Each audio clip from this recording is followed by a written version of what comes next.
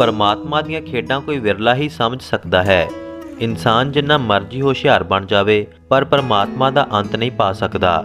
ਹਰ ਬੰਦਾ ਆਪਣੀ ਜਿੱਦ ਦੇ ਉੱਪਰ ਅੜਿਆ ਹੋਇਆ ਹੈ ਤੇ ਆਪਣੀ ਮਿੱਟੀ ਹੋਣ ਵਾਲੇ ਸਰੀਰ ਦਾ ਮਾਣ ਕਰ ਰਿਹਾ ਹੈ, ਪਰ ਪਰਮਾਤਮਾ ਉਸ ਆਕੜ ਨੂੰ ਇਸ ਜ਼ਿੰਦਗੀ ਦੇ ਵਿੱਚ ਹੀ ਭੰਨ ਦਿੰਦਾ ਹੈ। ਕੁਝ ਅਜਿਹਾ ਹੀ ਕਰਨਾਲ ਦੇ ਰਹਿਣ ਵਾਲੇ ਜਸਵੰਤ ਸਿੰਘ ਪਨੇਸਰ ਦੇ ਨਾਲ ਹੋਇਆ। ਜਦੋਂ ਪਰਮਾਤਮਾ ਦੀ ਲਾਠੀ ਪਈ ਤਾਂ ਉਸ ਵੇਲੇ ਆਵਾਜ਼ ਤੱਕ ਨਹੀਂ ਆਈ। ਜਸਵੰਤ ਸਿੰਘ ਦੱਸਦੇ ਨੇ ਕਿ ਕਰਨਾਲ ਦੇ ਵਿੱਚ ਮੇਰਾ ਇੰਪੋਰਟ ਐਕਸਪੋਰਟ ਦਾ ਕਾਰੋਬਾਰ ਹੈ। ਪੁਰਾਣਾ ਕੰਮ ਸੀ ਜਿਸ ਕਰਕੇ ਕਾਫੀ ਧਨ ਦੌਲਤ ਇਕੱਠੀ ਕੀਤੀ ਅਤੇ ਇਲਾਕੇ ਦੇ ਵਿੱਚ ਮੇਰਾ ਸਿੱਕਾ ਚੱਲਦਾ ਸੀ। ਪਰ ਪੈਸੇ ਧਨ ਦੌਲਤ ਦੇ ਨਾਲ ਨਾਲ ਹੰਕਾਰ ਨੇ ਵੀ ਜ਼ਿੰਦਗੀ ਦੇ ਵਿੱਚ ਜਗ੍ਹਾ ਬਣਾ ਲਈ। ਮੇਰੇ ਆਪਣੇ ਆਪ ਦੇ ਵਿੱਚ ਕਾਫੀ ਬਦਲਾਅ ਆ ਚੁੱਕਿਆ ਸੀ ਤੇ ਮੈਨੂੰ ਇਸ ਗੱਲ ਦਾ ਅਹਿਸਾਸ ਤੱਕ ਨਹੀਂ ਹੋਇਆ ਅਤੇ ਸ਼ਰਾਬ ਦਾ ਵੀ ਮੈਂ ਆਦੀ ਹੋ ਚੁੱਕਿਆ ਸੀ। ਮੇਰੇ ਪਿਤਾ ਅੰਮ੍ਰਿਤਧਾਰੀ ਸਿੰਘ ਸਨ ਅਤੇ ਉਹਨਾਂ ਨੇ ਮੈਨੂੰ ਬਹੁਤ ਰੋਕਿਆ, ਪਰ ਪੈਸੇ ਦੇ ਵਿੱਚ ਅੰਨਾ ਹੋਇਆ ਮੈਂ ਸਾਰੀਆਂ ਚੀਜ਼ਾਂ ਨੂੰ ਭੁੱਲ ਚੁੱਕਿਆ ਸੀ। ਬਾਅਦ ਵਿੱਚ ਮੇਰਾ ਵਿਆਹ ਹੋਇਆ ਤੇ ਸਾਡੇ ਘਰ ਇੱਕ ਲੜਕੇ ਨੇ ਜਨਮ ਲਿਆ, ਪਰ ਮੇਰੀਆਂ ਆਦਤਾਂ ਨਹੀਂ ਬਦਲੀਆਂ। ਮੇਰੀ ਪਤਨੀ ਵੀ ਮੇਰੀ ਆਦਤਾਂ ਤੋਂ ਕਾਫੀ ਪਰੇਸ਼ਾਨ ਸੀ। ਹੌਲੀ ਹੌਲੀ ਘਰ ਦਾ ਮਾਹੌਲ ਵੀ ਖਰਾਬ ਹੁੰਦਾ ਜਾ ਰਿਹਾ ਸੀ।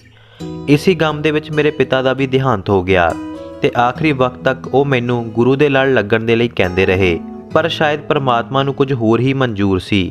ਸਮਾਂ ਲੰਘਿਆ ਤੇ ਮੇਰਾ ਲੜਕਾ 7 ਸਾਲਾਂ ਦਾ ਹੋ ਗਿਆ। ਮੇਰੀ ਸ਼ਰਾਬ ਦੀ ਆਦਤ ਕਰਕੇ ਮੇਰਾ ਪੈਸਾ ਵੀ ਜਾਣ ਲੱਗਿਆ ਤੇ ਫਿਰ ਇੱਕ ਦਿਨ ਮੇਰੇ ਲੜਕੇ ਦੇ ਸਕੂਲ ਤੋਂ ਫੋਨ ਆਇਆ ਕਿ ਤੁਹਾਡਾ ਲੜਕਾ ਬਹੁਤ ਬਿਮਾਰ ਹੈ ਅਤੇ ਸਕੂਲ ਵੱਲੋਂ ਉਸ ਨੂੰ ਹਸਪੀਟਲ ਵਿੱਚ ਦਾਖਲ ਕਰਵਾਇਆ ਗਿਆ। ਮੈਂ ਹਸਪੀਟਲ ਗਿਆ ਤਾਂ ਉਸ ਦਾ ਇਲਾਜ ਚੱਲ ਰਿਹਾ ਸੀ। ਬਾਅਦ ਵਿੱਚ ਪਤਾ ਲੱਗਿਆ ਕਿ ਮੇਰੇ ਲੜਕੇ ਦੇ ਸਿਰ ਦੇ ਵਿੱਚ ਟਿਊਮਰ ਹੈ, ਜਿਸ ਕਾਰਨ ਉਹ ਬਾਰ-ਬਾਰ ਬੇਹੋਸ਼ ਹੋ ਰਿਹਾ ਸੀ ਤੇ ਬਿਮਾਰੀ ਬਹੁਤ ਵੱਧ ਚੁੱਕੀ ਸੀ। ਹੁਣ ਇੱਕ ਵਾਰ ਤਾਂ ਸਾਡੇ ਪੈਰਾਂ ਥੱਲਿਓਂ ਜ਼ਮੀਨ ਖਿਸਕ ਗਈ। ਕੁਝ ਸਮਝ ਨਹੀਂ ਲੱਗ ਰਿਹਾ ਸੀ। ਇਲਾਜ ਦੇ ਨਾਮ ਦੇ ਉੱਤੇ ਆਪਾਂ ਸਿਰਫ ਪੈਸੇ ਹੀ ਵਹਾਈ ਜਾ ਰਹੇ ਸੀ ਤੇ ਸਿਹਤ ਦੇ ਵਿੱਚ ਕੋਈ ਵੀ ਸੁਧਾਰ ਨਹੀਂ ਆ ਰਿਹਾ ਸੀ। ਡਾਕਟਰ ਬਦਲੇ, ਹਸਪੀਟਲ ਬਦਲੇ, ਪਰ ਮੇਰੇ ਲੜਕੇ ਦੀ ਸਿਹਤ ਨਹੀਂ ਬਦਲੀ। ਲੜਕੇ ਦੀ ਸਿਹਤ ਵਿਗੜਦੀ ਜਾ ਰਹੀ ਸੀ ਤੇ ਫਿਰ ਸਾਨੂੰ ਜਿੱਥੇ ਵੀ ਕੋਈ ਦੱਸਦਾ ਆਪਾਂ ਉੱਥੇ ਲੈ ਕੇ ਚਲੇ ਜਾਂਦੇ। ਕੋਈ ਦੇਸੀ ਅੰਗਰੇਜ਼ੀ ਦਵਾਈ ਨਹੀਂ ਛੱਡੀ। ਜਿੱਥੇ ਕੋਈ ਸਿਆਣਾ ਦੱਸਦਾ ਆਪਾਂ ਉਸ ਦੇ ਕੋਲ ਵੀ ਚਲੇ ਜਾਂਦੇ, ਪਰ ਕੋਈ ਵੀ ਅਸਰ ਨਾ ਹੁੰਦਾ। ਹੁਣ ਤਾਂ ਡਾਕਟਰਾਂ ਨੇ ਵੀ ਜਵਾਬ ਦੇ ਦਿੱਤਾ ਸੀ ਤੇ ਹੁਣ ਮੈਨੂੰ ਮੇਰੀ ਜ਼ਿੰਦਗੀ ਖਤਮ ਹੁੰਦੀ ਨਜ਼ਰੀ ਪੈ ਰਹੀ ਸੀ। ਸ਼ਰਾਬ ਪੀਣਾ ਤਾਂ ਮੈਂ ਬਿਲਕੁਲ ਭੁੱਲ ਹੀ ਚੁੱਕਿਆ ਸੀ। ਅੱਜ ਮੇਰੀ ਔਲਾਦ ਦੀ ਮੌਤ ਨਜ਼ਰੀ ਪੈ ਰਹੀ ਸੀ ਤਾਂ ਆਪਣੀਆਂ ਗਲਤੀਆਂ ਮੇਰੇ ਸਾਹਮਣੇ ਆ ਰਹੀਆਂ ਸੀ। ਹੁਣ ਇਸ ਤਰ੍ਹਾਂ ਆਪਣੇ ਲੜਕੇ ਨੂੰ ਤਾਂ ਮਰਦਾ ਦੇਖ ਨਹੀਂ ਸਕਦੇ ਸੀ। ਸੋ ਆਖਰੀ ਵਾਰ ਆਪਾਂ ਡਾਕਟਰ ਦੇ ਕੋਲ ਉਸ ਨੂੰ ਲੈ ਕੇ ਗਏ ਤੇ ਉਸ ਡਾਕਟਰ ਨੇ ਸਾਨੂੰ ਜਵਾਬ ਦੇ ਦਿੱਤਾ ਤੇ ਕਿਹਾ ਕਿ ਇਸ ਦੀ ਸੇਵਾ ਕਰ ਲਵੋ। ਜਦੋਂ ਆਪਾਂ ਉਸ ਡਾਕਟਰ ਦੇ ਕੋਲੋਂ ਉੱਠ ਕੇ ਚੱਲੇ ਤਾਂ ਉਸਨੇ ਇੱਕ ਵਾਰੀ ਕਿਹਾ ਕਿ ਅਮਰੀਕਾ ਦੇ ਵਿੱਚ ਇੱਕ ਡਾਕਟਰ ਇਸ ਬਿਮਾਰੀ ਦਾ ਮਾਹਿਰ ਹੈ। ਜੇ ਤੁਸੀਂ ਪੈਸੇ ਖਰਚ ਸਕਦੇ ਹੋ ਤਾਂ ਆਖਰੀ ਵਾਰ ਉਸ ਡਾਕਟਰ ਦੇ ਕੋਲ ਟਰਾਈ ਕਰ ਸਕਦੇ ਹੋ ਤੇ ਉਸ ਦੇ ਨਾਲ ਗੱਲ ਕਰ ਲਵੋ। ਆਪਾਂ ਡਾਕਟਰ ਦੇ ਨਾਲ ਗੱਲ ਕੀਤੀ ਤੇ ਉਸ ਨੂੰ ਰਿਪੋਰਟ ਸੈਂਡ ਕੀਤੀਆਂ। ਡਾਕਟਰ ਨੇ ਅਮਰੀਕਾ ਆਉਣ ਵਾਸਤੇ ਕਿਹਾ। ਮੈਂ ਆਪਣੇ ਪਰਿਵਾਰ ਦੇ ਨਾਲ ਅਮਰੀਕਾ ਪਹੁੰਚਿਆ ਤੇ ਡਾਕਟਰ ਨੂੰ ਮਿਲਿਆ।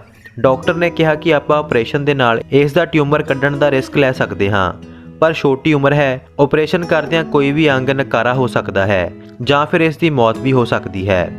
ਹੁਣ ਇਹ ਸਭ ਕੁਝ ਸੁਣ ਕੇ ਮੇਰੀ ਪਤਨੀ ਨੇ ਤਾਂ ਆਪਰੇਸ਼ਨ ਤੋਂ ਮਨਾ ਕਰ ਦਿੱਤਾ, ਕਿਉਂਕਿ ਆਪਾਂ ਆਪਣੇ ਲੜਕੇ ਨੂੰ ਖੁਦ ਮਾਰ ਨਹੀਂ ਸਕਦੇ ਸੀ।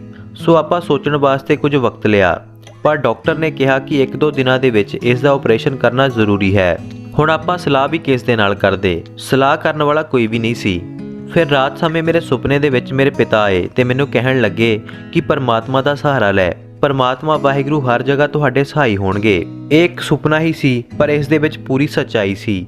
ਮੈਂ ਅਗਲੇ ਹੀ ਦਿਨ ਡਾਕਟਰ ਦੇ ਕੋਲ ਜਾਣ ਤੋਂ ਪਹਿਲਾਂ ਗੁਰਦੁਆਰਾ ਸਾਹਿਬ ਜਾ ਕੇ ਅਰਦਾਸ ਕਰਨੀ ਸਹੀ ਸਮਝੀ ਅਤੇ ਰਸਤੇ ਦੇ ਵਿੱਚ ਪੈਂਦੇ ਗੁਰਦੁਆਰਾ ਸਾਹਿਬ ਜਾ ਕੇ ਗੁਰੂ ਨਾਨਕ ਸਾਹਿਬ ਦੇ ਚਰਨਾਂ ਦੇ ਵਿੱਚ ਅਰਦਾਸ ਕੀਤੀ ਅਤੇ ਇੱਕ ਆਵਾਜ਼ ਆਈ ਕਿ ਮੂਲ ਮੰਤਰ ਦਾ ਪਾਠ ਕਰਕੇ ਆਪਣੇ ਲੜਕੇ ਦਾ ਆਪਰੇਸ਼ਨ ਕਰਵਾ ਲੈ, ਉਸ ਨੂੰ ਕੁਝ ਨਹੀਂ ਹੋਵੇਗਾ।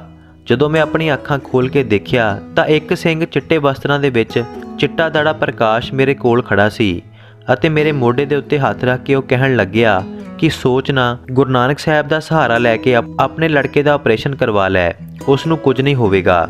ਮੈਂ ਉਹਨਾਂ ਨੂੰ ਪੁੱਛਿਆ ਕਿ ਬਾਬਾ ਜੀ ਤੁਹਾਨੂੰ ਕਿਵੇਂ ਪਤਾ ਕਿ ਮੇਰੇ ਲੜਕੇ ਦਾ ਆਪਰੇਸ਼ਨ ਹੈ? ਤਾਂ ਬਾਬਾ ਜੀ ਨੇ ਕਿਹਾ ਕਿ ਡਾਕਟਰ ਸੈਮੂਅਲ ਬਹੁਤ ਵਧੀਆ ਡਾਕਟਰ ਹੈ, ਵਾਹਿਗੁਰੂ ਕਿਰਪਾ ਕਰਨਗੇ ਤੇ ਤੇਰਾ ਲੜਕਾ ਬਿਲਕੁਲ ਸਹੀ ਹੋ ਜਾਵੇਗਾ। ਇੰਨਾ ਕਹਿ ਕੇ ਉਹ ਬਾਬਾ ਜੀ ਉੱਥੋਂ ਚਲੇ ਗਏ ਤੇ ਉਹਨਾਂ ਦੀਆਂ ਗੱਲਾਂ ਸੁਣ ਕੇ ਮੈਨੂੰ ਇੱਕ ਵਿਸ਼ਵਾਸ ਹੋ ਚੁੱਕਿਆ ਸੀ। ਪਿਛਲੀ ਰਾਤ ਮੈਂ ਤੇ ਮੇਰੀ ਪਤਨੀ ਨੇ ਸਲਾਹ ਬਣਾਈ ਸੀ ਕਿ ਆਪਾਂ ਆਪਰੇਸ਼ਨ ਨਹੀਂ ਕਰਵਾਵਾਂਗੇ, ਪਰ ਜਦੋਂ ਡਾਕਟਰ ਨੇ ਪੁੱਛਿਆ ਤਾਂ ਮੈਂ ਬਿਨਾਂ ਸੋਚੇ ਝੱਟ ਹੀ ਕਹਿ ਦਿੱਤਾ ਕਿ ਆਪਰੇਸ਼ਨ ਕਰ ਦਿਓ। ਮੇਰੀ ਪਤਨੀ ਮੇਰੇ ਵੱਲ ਦੇਖ ਰਹੀ ਸੀ ਤੇ ਮੈਨੂੰ ਕਹਿਣ ਲੱਗੀ ਕਿ ਜੇਕਰ ਮੇਰੇ ਲੜਕੇ ਨੂੰ ਕੁਝ ਵੀ ਹੋਇਆ ਤਾਂ ਮੈਂ ਤੁਹਾਨੂੰ ਕਦੀ ਵੀ ਮਾफ़ ਨਹੀਂ ਕਰਾਂਗੀ। ਪਰ ਮੈਂ ਕਹਿੰਦਾ ਰਿਹਾ ਕਿ ਉਸ ਦਾ ਆਪਰੇਸ਼ਨ ਕਰ ਦਿਓ, ਗੁਰੂ ਨਾਨਕ ਸਾਹਿਬ ਕਿਰਪਾ ਕਰਨਗੇ। ਉਸ ਤੋਂ ਬਾਅਦ ਆਪਰੇਸ਼ਨ ਹੋਇਆ ਤੇ ਮੈਂ ਮੂਲ ਮੰਤਰ ਦਾ ਪਾਠ ਕਰਦਾ ਰਿਹਾ। 4 ਘੰਟੇ ਦੇ ਲੰਬੇ ਆਪਰੇਸ਼ਨ ਤੋਂ ਬਾਅਦ ਮੇਰਾ ਲੜਕਾ ਬਿਲਕੁਲ ਠੀਕ ਹੋ ਗਿਆ।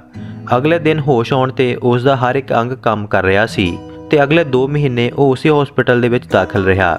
ਉਹਨਾਂ 2 ਮਹੀਨਿਆਂ ਦੇ ਵਿੱਚ ਮੈਂ ਤੇ ਮੇਰੀ ਪਤਨੀ ਨੇ ਉੱਥੋਂ ਉਸੇ ਹੀ ਗੁਰਦੁਆਰਾ ਸਾਹਿਬ ਤੋਂ ਅੰਮ੍ਰਿਤ ਛਕ ਲਿਆ ਤੇ ਗੁਰੂ ਵਾਲੇ ਬਣ ਗਏ। ਪੂਰੀ ਤਰ੍ਹਾਂ ਠੀਕ ਹੋਣ ਤੇ ਆਪਾਂ ਵਾਪਸ ਭਾਰਤ ਆ ਗਏ ਤੇ ਬੰਗਲਾ ਸਾਹਿਬ ਜਾ ਕੇ ਅਰਦਾਸ ਬੇਨਤੀ ਕੀਤੀ। ਹੁਣ ਮੇਰਾ ਲੜਕਾ ਬਿਲਕੁਲ ਠੀਕ ਹੈ ਤੇ 14 ਸਾਲਾਂ ਦਾ ਹੋ ਚੁੱਕਿਆ ਹੈ। ਮੈਂ ਆਪਣੀ ਸ਼ਰਾਬ ਦੀ ਆਦਤ ਵੀ ਛੱਡ ਚੁੱਕਿਆ ਹਾਂ ਤੇ ਗੁਰੂ ਵਾਲਾ ਬਣ ਕੇ ਦਸਵੰਧ ਕੱਢ ਰਿਹਾ ਹਾਂ। ਪਰ ਇੱਕ ਸਬਕ ਪਰਮਾਤਮਾ ਨੇ ਦੇ ਦਿੱਤਾ ਕਿ ਦੌਲਤ ਆਉਣਾ ਤਾਂ ਸੌਖਾ ਹੈ ਪਰ ਉਸ ਨੂੰ ਸਾਂਭਣਾ ਓਨਾ ਹੀ ਔਖਾ।